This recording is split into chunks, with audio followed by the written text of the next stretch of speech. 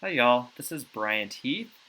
If you came across this YouTube channel, you're probably familiar with a lot of my number sense material that I post on my website. Here's a URL where you can download a very extensive number sense tricks manual.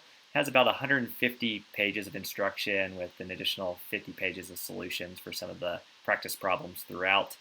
Um, and then also, if you have any questions about how to calculate some of these problems quickly or what are my thought processes, you can email me at bryant.website@gmail.com. So how this YouTube channel is going to be set up, I'm basically going to use the manual as a guide. I will have a video kind of detailing each trick separately on its own video, and I'll reference kind of the appropriate chapter and section number from the manual so you can go back and review and maybe do some more practice problems for yourself. The whole goal of this channel is to just kind of work through all the manual, do a lot of exercises, also maybe address any questions that I get emailed of how to solve things quickly, what are my thoughts process, by just posting a YouTube video and then sharing that to the world. So anyways, that's kind of what I envisioned this channel being. So let's take a step back and maybe for some of you guys that aren't familiar, what is the number sense test? Well, it's a test that's given to middle school and high school kids. It's an 80-question test that takes all of 10 minutes to solve. So it's very intimidating the first time you actually take the test and you don't know that, hey, there's quick ways to solve almost all of these problems.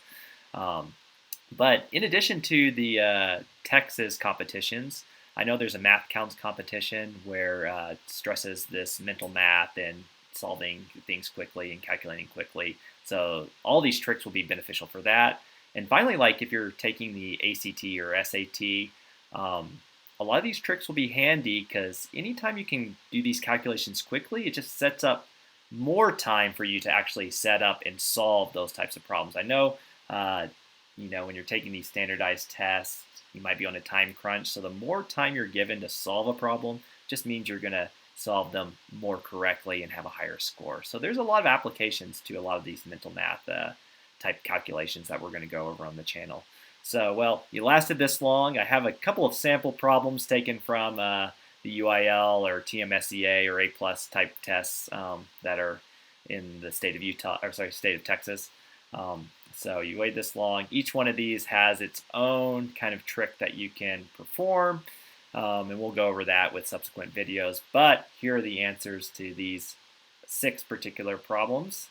So the first one, 36 times 63, is 2,268. The 7th pentagonal number is just 70. 89 squared plus 89 is 8,010.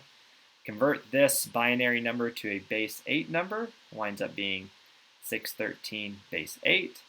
These two fractions added together, you can do this pretty quickly using a known trick, is just this mixed number. And finally, the sum of the first 9 Fibonacci numbers is 88. Again, each one of these questions has a trick associated with it, and we'll be sure to go over in subsequent videos how to do them.